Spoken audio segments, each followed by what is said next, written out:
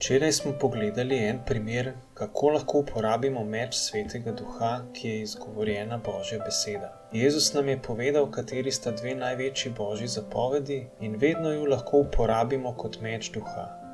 Ljubi Gospoda svojega Boga z vsem srcem, vso dušo, vsem mišljenjem in vso močjo. Ljubi svojega bližnjega kot samega sebe. Ko Božje zapovedi govorimo z naravnanostjo, da jim hočemo biti poslušni, se s tem podrejamo Bogu, hkrati pa se upremo hudičevim zvitim prevaram. Hudič tako nima druge izbire, kot da pobegne od nas. Poslušnost Bogu je temelj za delovanje vsakega našega duhovnega orožja za zmago.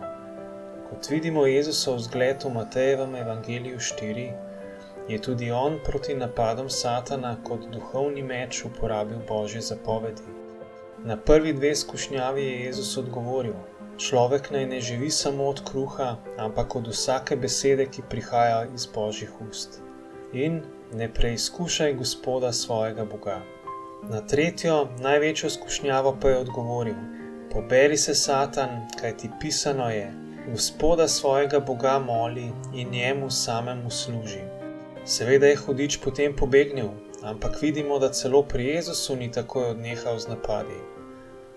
V drugem pismu Korinčanom 10 beremo, da orožje našega bojevanja ni človeško, ampak ima v Bogu moč, da podira trdnjave sovražnika, ki jih ta gradi v človeškem umu.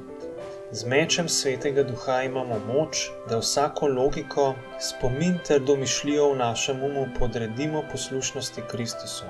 S pomočjo Svetega Duha in Božje besede, ki jo govorimo, zapisujemo v naš in srce nove načine razmišljanja in nove slike, ki so všeč Bogu in koristne za nas. Na ta način prenavljamo svoj v skladu s tem, kdo smo v Jezusu Kristusu.